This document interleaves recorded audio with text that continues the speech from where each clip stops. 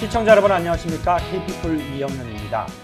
미국에서 20년 뒤에는 사망자 수가 출생자 수를 초과할 것으로 예상됐지만 오직 이민의 힘으로 인구가 증가할 것이라는 미 의회의 전망이 나왔습니다. 그래서 미 정부의 정책 가운데 이 이민자 정책이 가장 중요한 것 가운데 하나로 꼽히는데요. 이번 시간에는 이민 문제를 짚어보겠습니다. 이민법 전문 이경희 변호사 모셨습니다. 자, 변호사님 안녕하세요. 안녕하십니까? 네. 미국은 이민의 나라라고 하는데요. 그렇습니다. 미국으로 들어오시는 분들이 좀 줄었다는 이야기가 있거든요. 어떻습니까, 추세가? 그렇습니다. 예전보다도 많이 줄었는데, 네. 첫째는 코로나 때문에 유학생들이 많이 줄었습니다. 그 다음에 최근에는 환율 때문에 네네. 또 이주입자들이 많이 줄게 됐는데, 네. 하지만 경기가 다음에 좋아지게 되면 네. 어차피 미국은 많은 분들이 들어오시기를 원하십니다. 네. 그래서 시간이 지나면 다시 이민을 오시려는 분이 늘어날 걸로 예상이 됩니다. 그렇군요. 자, 여기서 좀 개념 좀 정리할게요. 네. 이민이라고 하면은 장기 체류, 즉 영주권을 받으시는 분들을 얘기하고, 네, 단기 체류, 이건 비자 문제라고 보면 되겠죠? 그렇습니다. 이민, 비이민으로 나눠서 예. 우리가 비자라 그러는 거는 비이민, 네. 그 다음에 영주권은 이민 비자, 이렇게 크게 구별이 되겠습니다. 그렇군요. 자, 이제 전임 트럼프 정부 때는 이제 반이민자 정책을 펼쳐왔고, 현재 바이든 정부는 이제 친이민자 정책을 펼치고 있단 말이죠. 네, 실제로 현장에서는 이게 확 다르다고 그러는데 어느 정도로 변화가 있다고 보면 될까요? 큰 차이가 있었습니다. 네. 예전의 이민 시스템이 네. 트럼프 행정부 하에서는 많이 강화가 됐습니다. 네. 예를 들면 시민권 시험 문제를 어렵게 만들려고 해서 시행은 되지 않았지만 실제로 시민권을 받으실 수 있는 수가 줄어들 수 있는 가능성이 있었는데 그것도 바이든 행정부에서 원위치가 됐고 그 다음에 모든 그 영주권 신청을 인터뷰를 하게 만들었습니다. 하지만 그게 현재 이민국의 행정 인력 상황상 가능하지 않았습니다. 그렇군요. 예, 현 행정부에서는 다시 이전처럼 인터뷰가 필요할 때만 인터뷰를 할 수밖에 없는 현실적인 방법으로 다시 돌아서는 등 트럼프 행정부에서는 이민을 오기가, 즉 영주권을 받기가 상대적으로 힘들었습니다. 하지만 이제는 예전 시스템으로 복원이 돼서 합당한 절차를 거치게 되면 영주권을 받을 수 있는 방법으로 다시 회귀가 되었습니다. 네.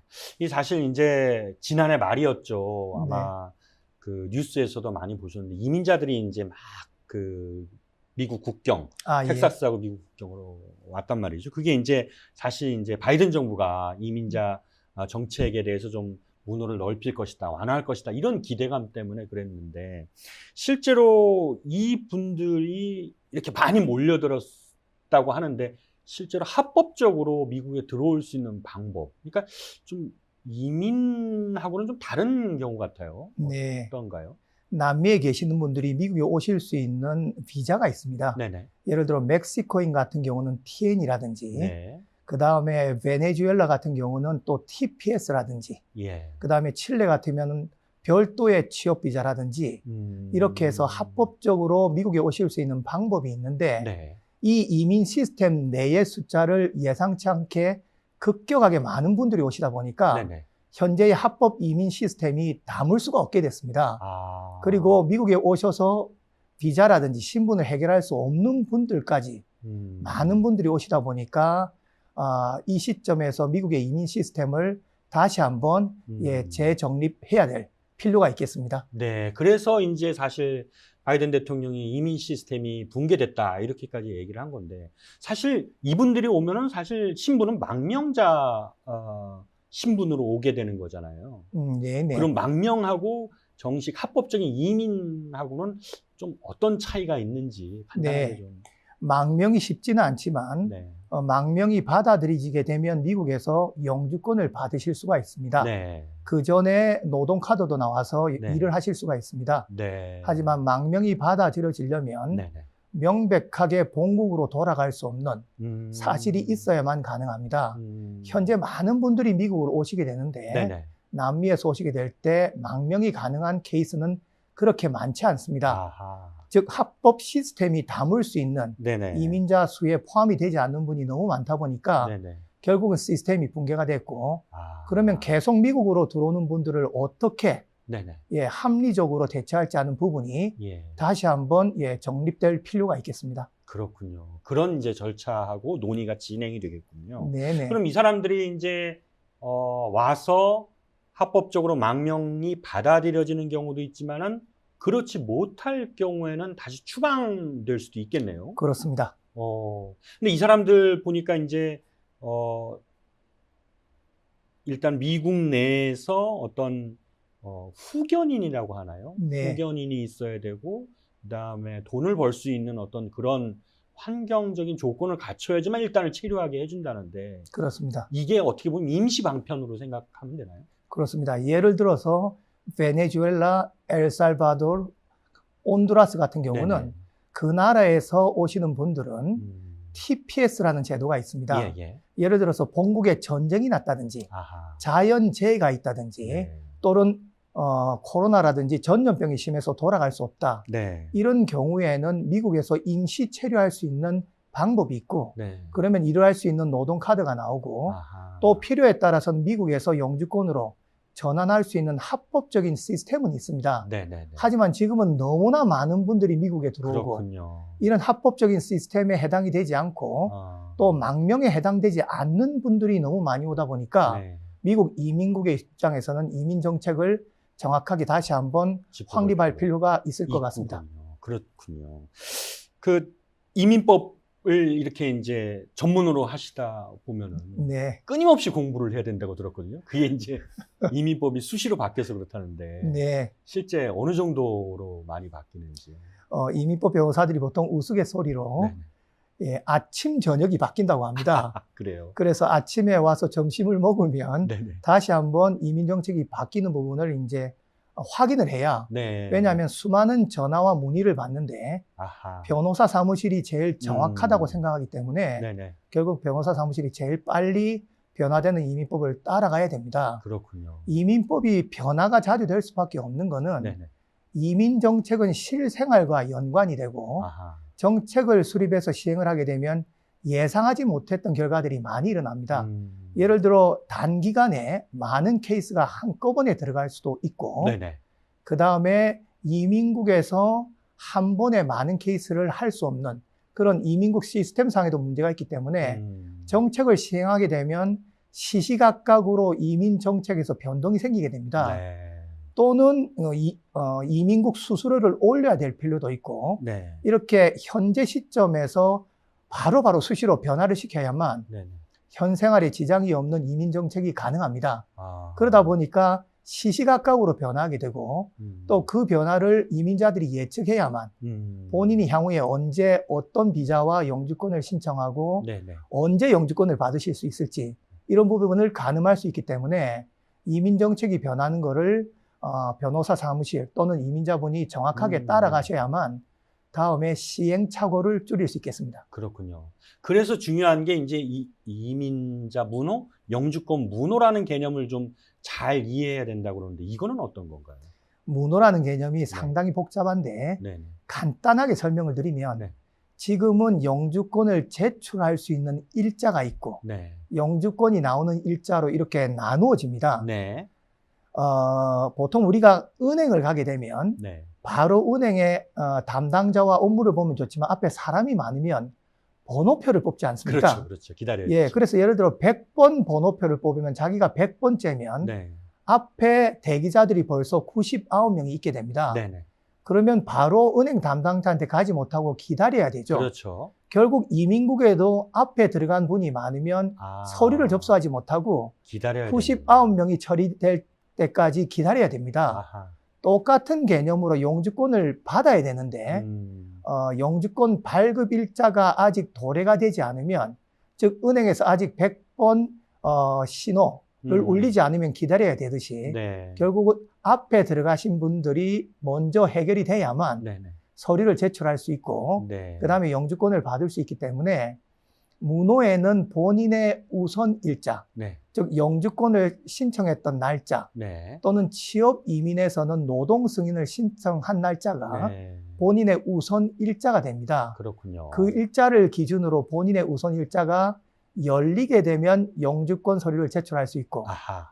또 비자가 발급되는 날짜가 열리면 영주권을 받을 수 있는데 번호표상으로 앞에 많은 분이 계시면 결국은 지연될 수밖에 없죠. 이민국에 서류를 넣지 못하고 대기하는 것과 똑같은 상황이 되겠습니다. 그렇군요. 그 개념을 이해해야 된다는 거군요.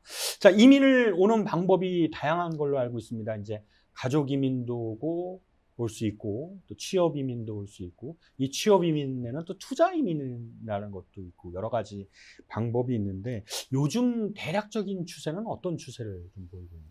이제 이민을 오시는 수가 많이 줄어들었는데 네. 첫째는 예전에는 가족 이민으로 연쇄 이민이라고 표현을 하는데 네. 예를 들어 한 분이 미국에 오셔서 예를 들어 간호사님으로 오셔서 영주권을 네. 받으시고 네네. 시민권을 받으시면 한국의 부모 형제분을 이제 초청을 하죠. 네네. 예, 이렇게 해서 이제 가족분들이 다 미국으로 오시게 되는데 요즘은 이제 한국에서도 네. 사시고자 하는 분들이 많고 네. 또 미국에 연세가 있어서 오셨을 때 여러 가지 물가라든지 의료보험료 때문에 한국으로 돌아가시는 분이 많습니다. 그래서 가족 이민은 꾸준하지만 예전처럼 그렇게 많이 미국에 가족 이민으로 오시려고 하는 수는 줄어들고 있고요. 네네.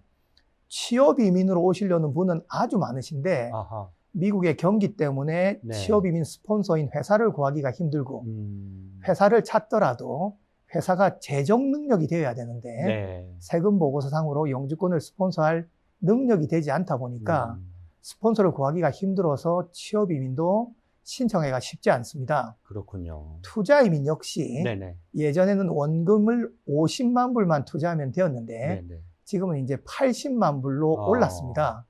거기다가 한국 같은 경우는 자녀들이 투자 이민을 신청하면 대부분 부모님이 이제 재원을 마련하시게 되겠죠.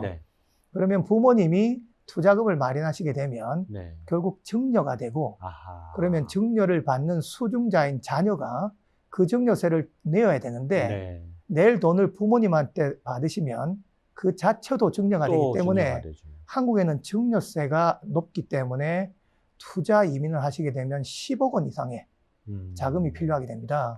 그러다 보니까 현실적으로 투자 이민을 하실 수 있는 여력이 되시는 분이 많이 없습니다.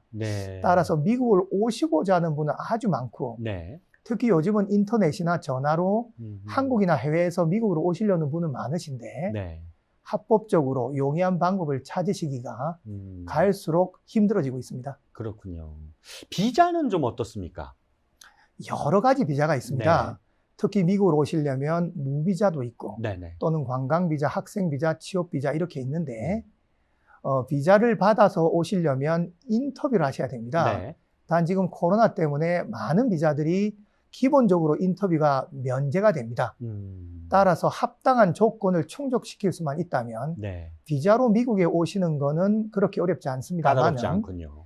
학생 비자가 이제 어려운 경우가 많습니다. 왜냐하면 일단 학비와 생활비가 많이 들고 그 다음에 연세가 있으신 분이 자녀를 데리고 미국에 오시면서 학생 비자를 신청하실 때는 본인이 공부할 목적이 아니라 의심을 하게 되는군요. 즉 자녀들을 미국에서 고등학교까지 공교육 무료 혜택을 보게 하는 수단으로 오해를 받을 수 있기 때문에 특히 학생 비자를 신청하실 때는 주의를 요하고 비자를 신청해서 만일에 거절이 되게 되면 본인이 가지고 있는 무비자도 일정 기간 동안 막힐 수가 있기 때문에 한국에서 어떤 비자를 신청하시더라도 미리 그 위험성 또는 승인 가능성을 정확하게 파악하시고 진행하시는 게 좋겠습니다. 그렇군요.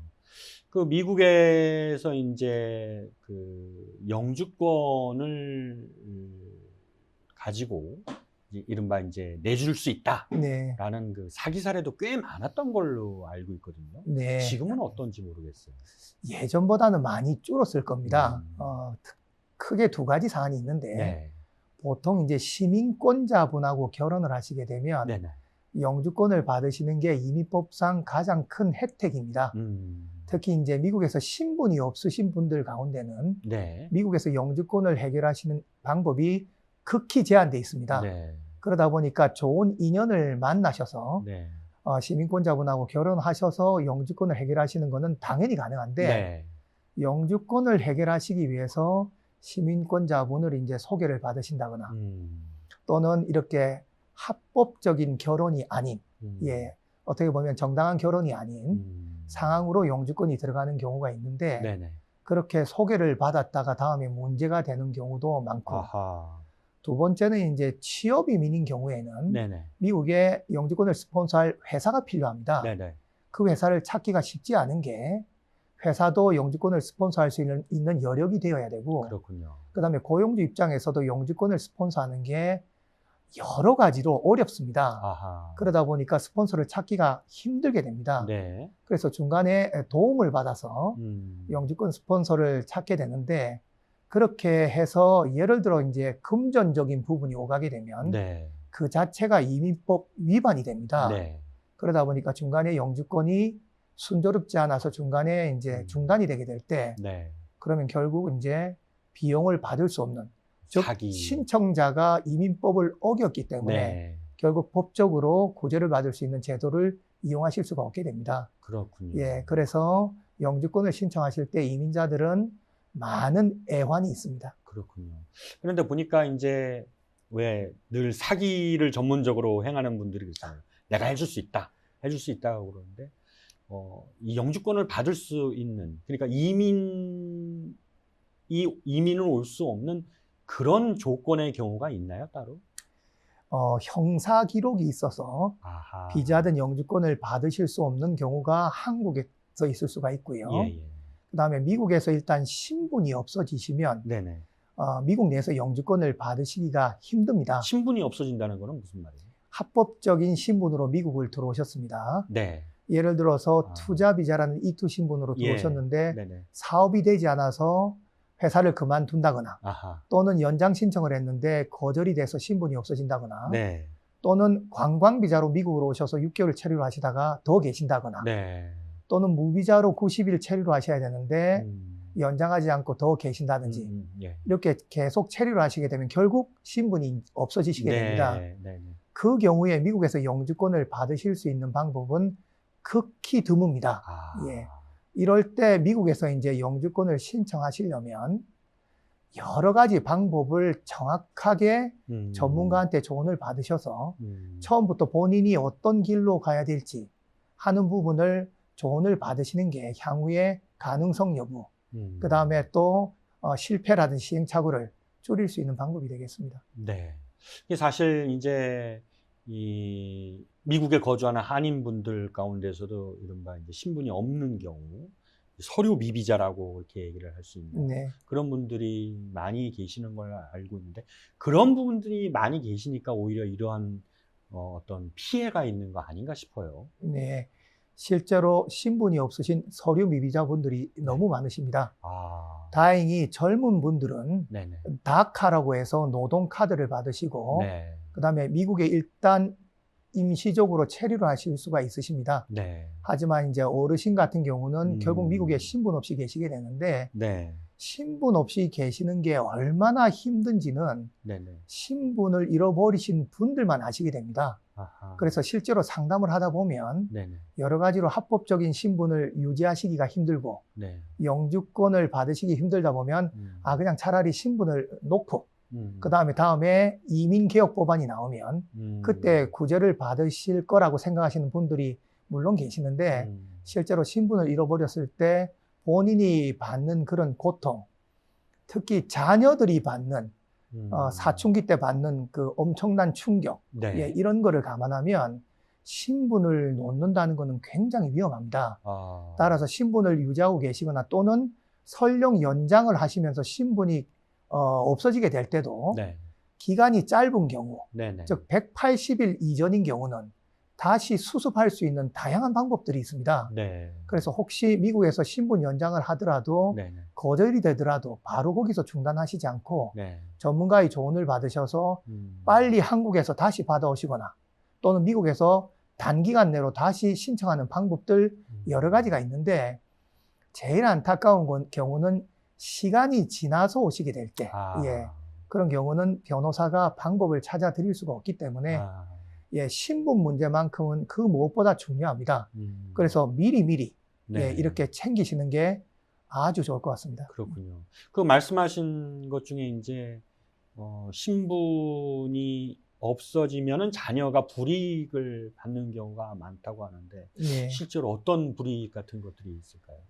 이제 실무를 하다 보면 보통 자녀들이 네. 어릴 때는 본인의 신분을 모릅니다. 네, 그렇죠. 예, 그래서 본인이 어떤 신분인지도 모르고 또래 집단인 친구들한테도 그런 이야기를 듣지 않죠. 그렇죠. 예, 그러니까 그냥 자유롭게 생활하다가 보통 경우에 이제 여학생들이 빠르긴 한데 딸들이 중학생 정도가 되게 되면 네. 예, 그런 신분에 대해서 본인이 자의적으로 또는 타의적으로 예, 본인의 신분에 대해서 이제 궁금해하게 됩니다. 쉽게 말하면 이제 내가 불법 체류자다. 예, 또는 이제 영주권이 있는 것도 아니고 시민권자도 아니고 그럼 나는 신분이 뭔가 그렇게 해서 이제 부모님한테 묻게 되죠. 네네.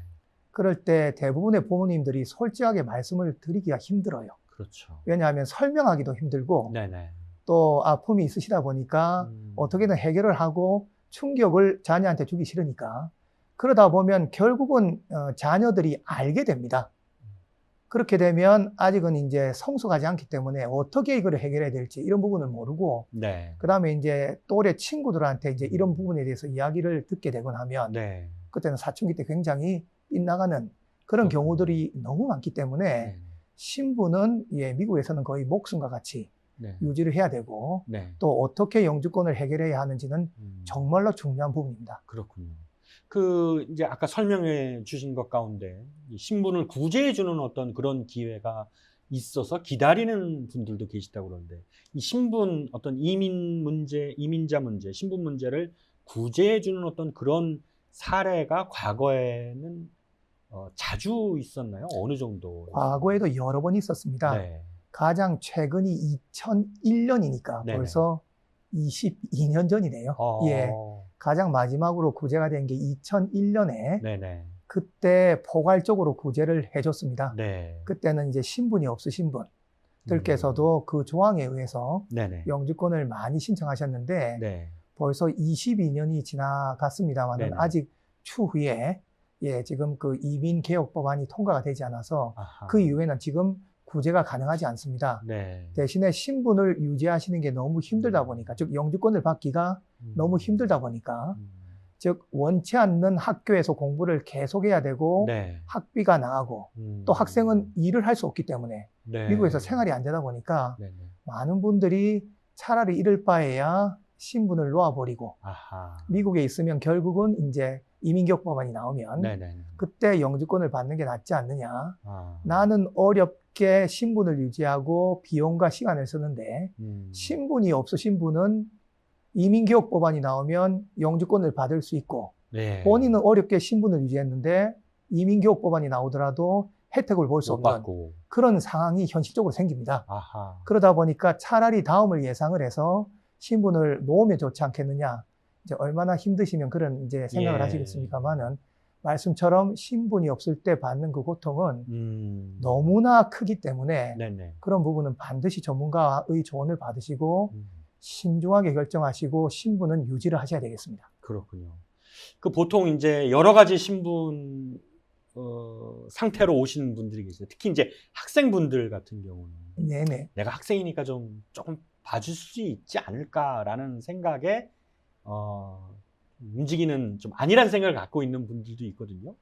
그런 경우는 학생이라서 봐주는 경우는 없다고 봐야겠죠?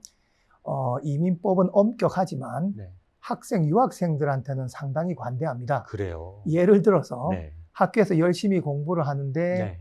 영어가 힘들어서 학점이 네네. 좋지 않아서 낙제를 했다라든지 이렇게 해서 이제 학교를 나오게 되는 이런 경우가 생기더라도 네.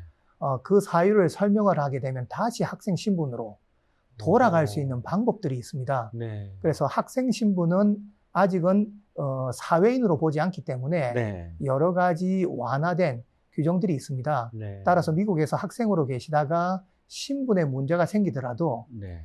빨리 대처만 할 수 있으면 다시 학생으로 복원이 되거나 다른 신분으로 전환을 할 수 있는 그런 여러 가지 다양한 제도가 있습니다. 그렇군요. 이제 어쨌든 그냥 있지만 말고 좀 능동적으로 행동을 해야 되는 게 그게 가장 중요하겠네요. 그렇습니다. 이제 학생으로 보통 와서 네네. 공부를 하다가 이제 처음에는 본국으로 돌아갈 생각을 했는데 네. 향후에 미국에서 직장을 가지고 미국에서 영주권을 받고 살고 싶다는 걸로 이제 변할 수가 있습니다. 그렇죠. 그럴 때는 요즘 이제 인터넷이 발달하고 네네. 또 젊은 사람들은 상당히 정보를 많이 가지시기 때문에 네. 그러면 앞으로 내 길을 어떻게 개척해야 될지 이런 부분을 잘 아십니다. 네네. 대신에 이제 정보가 인터넷에 너무 많으니까 너무 많은 정보를 가지면 네. 본인한테 필요한 길을 찾기가 너무 많은 정보 때문에 어려울 수가 있습니다. 네. 그래서 본인이 습득한 정보를 가지고 전문가가 해드릴 역할은 뭐냐면 그분한테 필요한 정보, 그분이 가야 될 길을 제시하는 게 이제 전문가다 보니까 본인이 많은 정보를 가지고 특히 이제 이민법상 간단한 서류들은 신청자들이 준비하실 수 있습니다. 네네네. 하지만 준비하시기 전에 혹시라도 본인이 다음에 준비가 잘못됐을 때 어떤 불이익과 영향이 있을지는 상담을 통해서 정확하게 배경을 들으신 다음에 네. 그 다음에 준비를 하시는 게 좋을 것 같습니다. 네. 인터넷에 있는 정보가 또 이미 바뀐 정보, 옛날 정보일 수도 있잖아요. 그런 것도 또 주의를 해야 될 필요가 그렇습니다. 있거든요. 정보가 바뀔 수도 있고 또 너무 많은 정보고 본인의 후기가 많이 올라오니까 네. 결국은 이제 본인의 후기는 본인 입장에서만 이제 적게 되지 않겠습니까? 그러다 보니까 어떻게 보면 객관적으로 여러 가지 상황과 또 모든 신청자들의 상황이 다르다 보니까 네네. 본인에 맞는 상황을 후기를 통해서 이제 판단하기는 쉽지 않은 경우가 많겠습니다. 그렇군요. 영주권을 이제 받았습니다. 이민이 성공을 했는데 그래도 주의할 점이 있다고 들었거든요. 어떤 점을 주의해야 될까요? 두 가지가 있습니다. 네. 첫째, 취업 이민으로 영주권을 받으시게 되면 네. 원칙상 1년 정도 이상을 그 회사에서 일을 하셔야 됩니다. 그런데 보통의 경우는 영주권을 받고 바로 회사를 그만두게 되면 네. 현재까지는 영주권을 유지하는 데는 문제가 없지만 다음에 가족분 누구라도 예를 들어서 다음에 자녀분이 네. 18세 넘어서 시민권을 신청하실 때는 이후에 언제 신청하시거나 간에 예를 들어 아버님이 영주권을 받으셨을 때 일을 하시지 않게 되면 네. 추후에 자녀분들, 가족분들 어느 분이 시민권을 신청하셨을 때 시민권을 받지 못할 수 있는 그런 가능성이 있기 때문에 네. 취업 이민으로 영주권을 받으시면 스폰서 회사에서 일을 하셔야 되고요. 네. 취업 이민은 미래 약속이기 때문에 네. 영주권을 받기 전까지는 스폰서 회사에서 반드시 일하실 필요는 없습니다. 네. 하지만 영주권을 받으시면 오랫동안 네. 일한다는 약속으로 받으시는 거니까 모든 거는 규정에 맞게 준수하시는 게 다음에 문제가 되지 않습니다. 네. 두 번째는 이제 영주권을 받으시면 네. 그 다음에 한국에도 오래 계실 수가 있습니다. 네네. 그럴 경우에는 해외 허가증을 가지고 네. 한국에 오래 계시게 되는데 5년 뒤에 시민권을 신청하시려면 네. 또 지난 5년간 미국에 계셔야 되는 기간, 그 다음에 또 한 번 나가서 적어도 6개월 이상을 체류를 하시면 안 되는 이런 조건들이 있습니다. 네. 그래서 보통 영주권을 받으시고 한국에 오래 계셨다가 네. 시민권을 신청하실 때 뒤늦게 시민권 자격 요건이 충족되지 않는다는 걸 알고 본인이 원하는 시기에 시민권을 신청하지 못하는 사례들이 많습니다. 따라서 영주권을 받으시면 네. 그 이후에도 알아두셔야 될, 주의하셔야 될 사례들이 많으니까 네. 영주권을 담당한 변호사 사무실로부터 영주권을 받으시고 심지어 시민권을 받으신 이후에도 어떤 점을 주의하실지를 정확하게 챙기시고 이행하시는 게 그 이후에 불편함이 없으시겠습니다. 그렇군요. 자, 마지막으로 이제 이민을 준비하거나 고려하시는 분들께 이건 좀 많이 좀 생각을 해 주십시오라고 당부하실 말씀 어떤 게 있을까요? 예, 한국에서도 많이 미국으로 오시고자 합니다. 네. 특히 요즘은 젊은 분들이 많이 미국으로 오십니다. 예, 그래서 미국에 와서 본인이 원하는 직장까지 잡아서 미국에서 이제 정착을 하면서 네. 사시려는 분들이 많다 보니까 결국은 처음부터 본인한테 어떤 길이 맞는지를 정확하게 사전조사, 치밀하게 검토가 필요합니다. 그러다 보니까 제일 바람직한 거는 미국으로 이민 또는 비자를 신청하시기 전에 네. 본인이 그런 마음이 있으실 때 전문가와 미리 상담을 하셔서 네. 본인한테 맞는 조건이 부족한 게 있으면 그거를 먼저 미리 충족을 하시고 네. 어떤 길로 나가는 게 본인한테 가장 좋은 방법인지를 미리 파악하시는 게 좋습니다. 안타까운 경우는 이제 늦게 오셔서 문제가 발생한 이후에 오시게 되면 변호사라도 풀 수가 없기 때문에 미국에 이민으로 오시거나 또는 학생으로 공부를 하신다고 하면 그 전에 미리 계획을 예측하시고 충분히 전문가로부터 조언을 받으시는 게 미국에 오셔서 연착륙할 수 있는 그런 좋은 방법이 되겠습니다. 알겠습니다. 아유, 몰랐던 부분을 많이 알게 됐습니다. 자, 오늘 변호사님 좋은 정보 감사합니다. 고맙습니다. 감사합니다. 네, K피플 오늘 순서는 여기까지입니다. 저희는 다음 시간에 다시 찾아뵙겠습니다. 시청해주신 여러분 고맙습니다.